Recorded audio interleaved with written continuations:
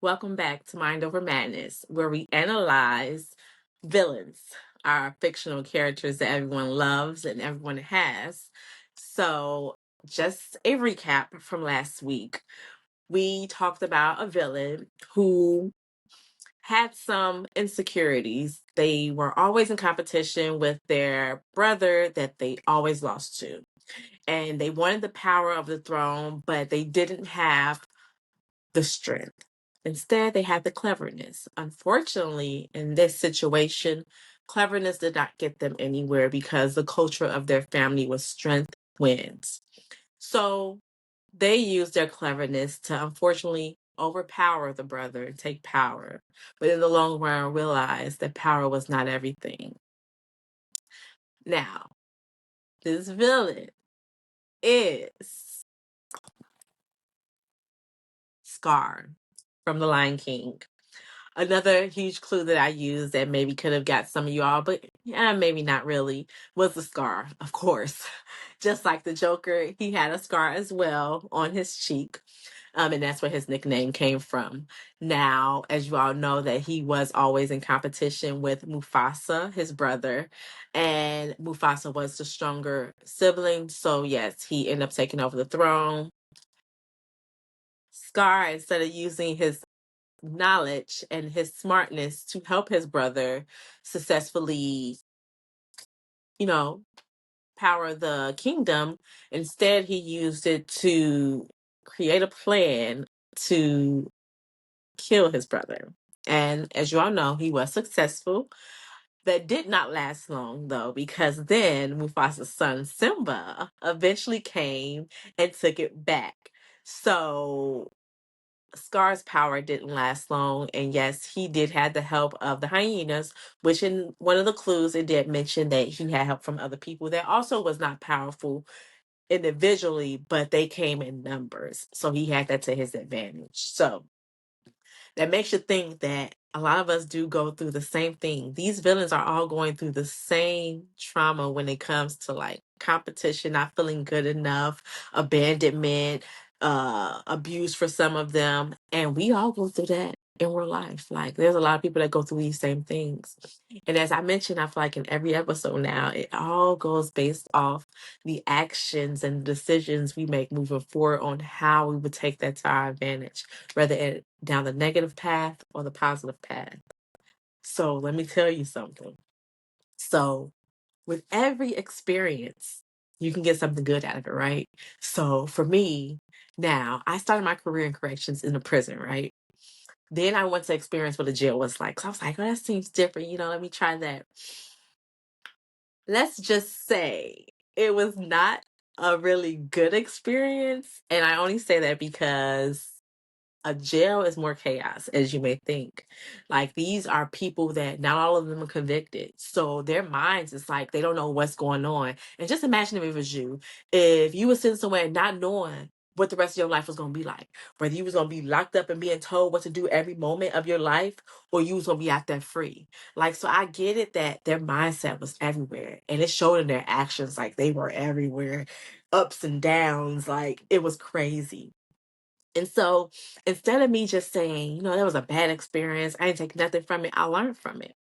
And what I've learned from that is that I learned how to, first of all, gain patience. Like, because when I first started corrections, whew, I was a firecracker myself. But after that, I became more humble. I became more patient. I became more understanding. And I became more knowledgeable on the different actions, on the different manipulations, on how to de escalate things more. Like, the experience gave me knowledge and it helped me further my career in the long run. So, with every experience, good or bad, there's always something good to come from it. You just have to know how to learn and accept the knowledge, all the knowledge you can get.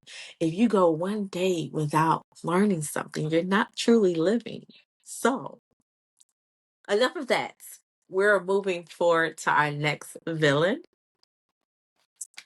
Very similar past, to be honest, especially with our last villain, Scars. So, let's see if you guess who this person is. So, clue number one, I grew up in a world of gods, but I never truly felt like one of them. Okay, let's see. So they're talking about gods. I think there's quite a few villains I can think of that kind of dealt with gods. So let's keep going. Clue number 2.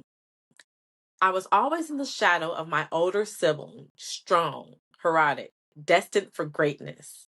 No matter what I did, I was never the favored one. That is the same thing we just went through with Mufasa and Scar, was it not? Like, what is up with these siblings fighting for power? Okay, clue number 3. I relied on wit and magic rather than brute strength. I was clever, resourceful, but in the eyes of others, that made me a trickster, not a warrior. Because what was Scar? Was Scar not the clever one? Which, in reality, at the end, he did become pretty much a trickster. Remember, he tricked Simba to doing what he had him do to end up killing his father? And then tricked Simba to thinking that he was the one that killed him. So these two villains are really similar. Clue number 4. All my life, I craved approval. I wanted to prove that I was just as worthy as my brother. But no matter what I did, it was never enough. There are so many siblings that always feel like they have to fight for their parents' approval.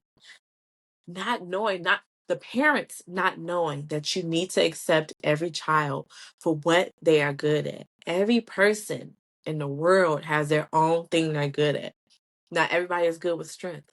Not everyone good with knowledge. Like, everybody has their own thing. You got creative kids. You got book smart kids. You got strong kids. You got athletic kids. You got so many different variations. If we all was good at just the same thing, wouldn't we be considered robots? So that's the good thing about humans, is that we're supposed to be diverse in what we're good at, because that's what makes us together as a whole, right? Let's keep going. Clue number 5.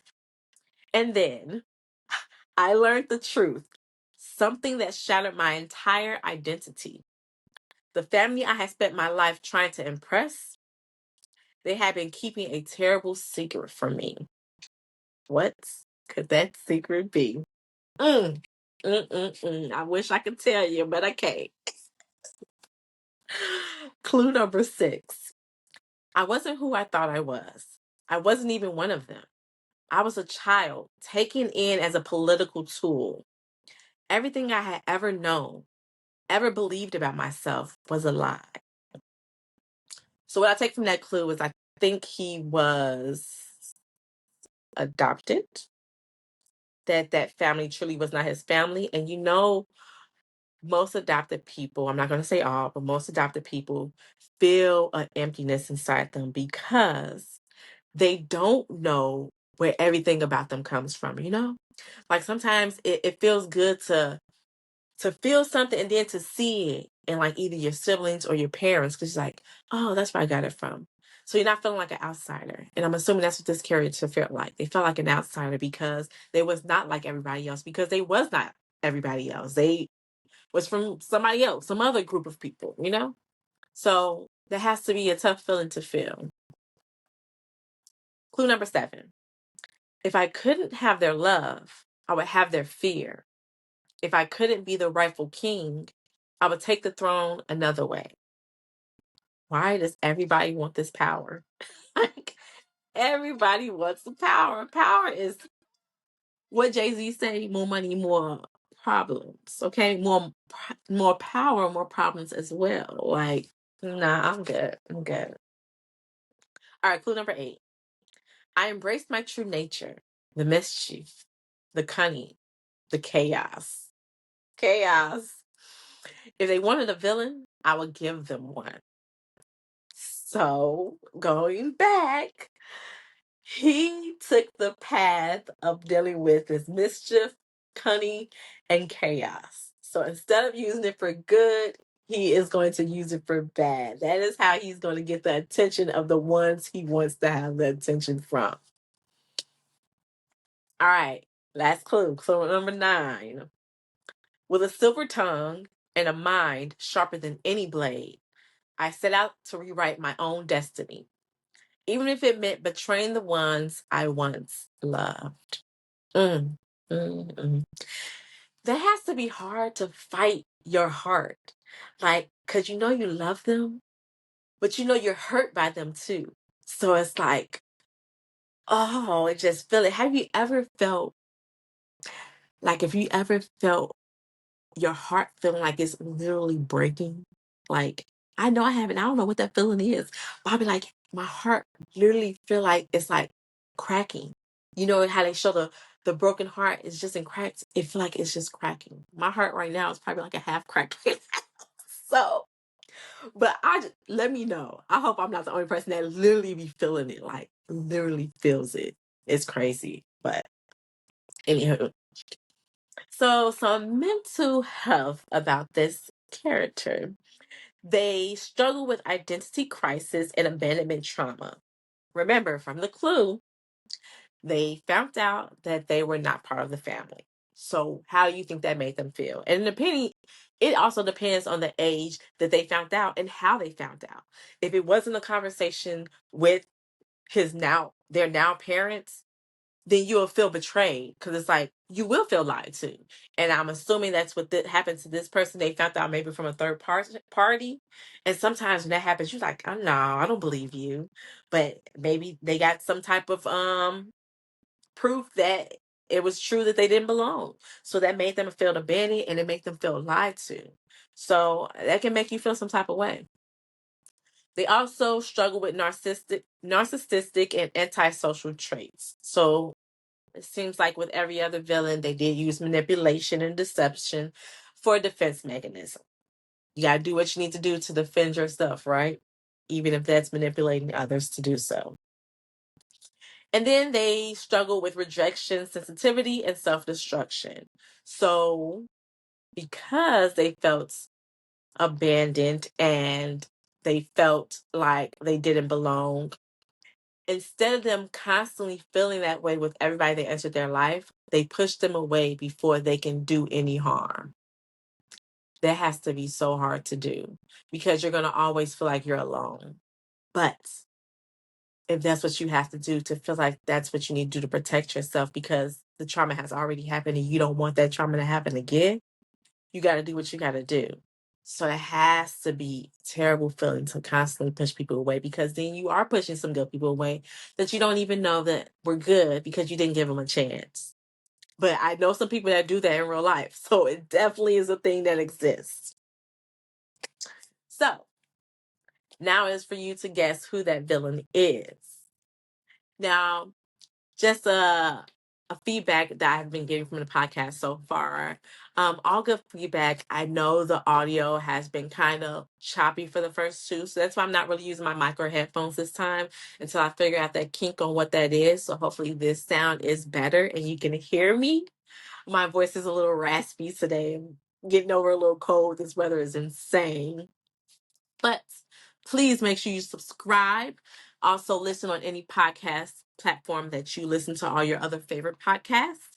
I do want to let you all know that once I hit 1,000 subscribers on YouTube, I will be starting to give away prizes for the first correct guessers on the challenges moving forward after that 1,000 followers. So subscribe. Make sure you share with others so they can also subscribe. Let's have fun. Let's get educated.